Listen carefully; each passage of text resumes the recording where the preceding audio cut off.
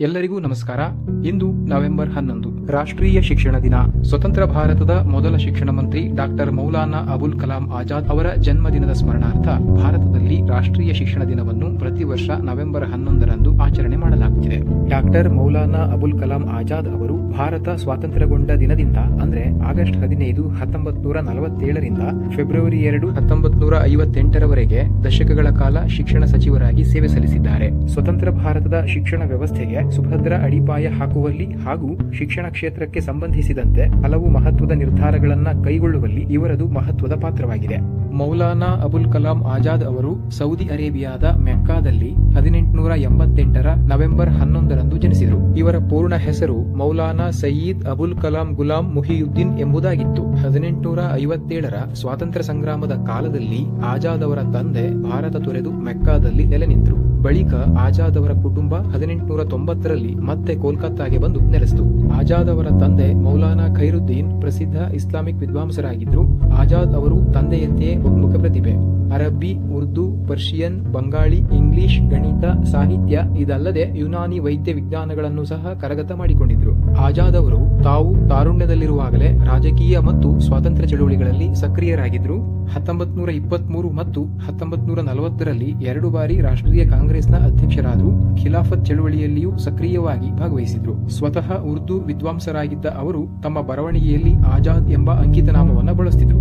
ಹೀಗಾಗಿ ಅವರನ್ನು ಮೌಲಾನಾ ಆಜಾದ್ ಎಂದೇ ಗುರುತಿಸಲಾಗುತ್ತದೆ. ಅಬುಲ್ ಕಲಾಂ ಆಜಾದರು ಭಾರತೀಯ ರಾಷ್ಟ್ರೀಯ ಕಾಂಗ್ರೆಸ್ನ ಪ್ರತಿನಿಧಿಯಾಗಿ ಸಂವಿಧಾನ ಸಭೆಗೂ ಆಯ್ಕೆಯಾದರು.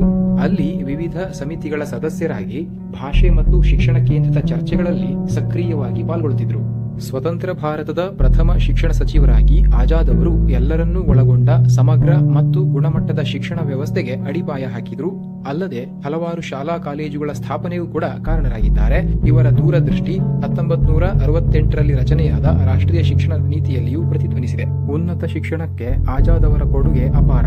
ಇವರ ನಾಯಕತ್ವದಲ್ಲಿ ಶಿಕ್ಷಣ ಸಚಿವಾಲಯವು 1951ರಲ್ಲಿ ಮೊದಲ ಇಂಡಿಯನ್ ಇನ್ಸ್ಟಿಟ್ಯೂಟ್ ಆಫ್ ಟೆಕ್ನಾಲಜಿಯನ್ನು, 1953ರಲ್ಲಿ ವಿಶ್ವವಿದ್ಯಾಲಯ ಅನುದಾನ ಆಯೋಗ ಯುಜಿಸಿಯನ್ನು ಸ್ಥಾಪಿಸಿತು.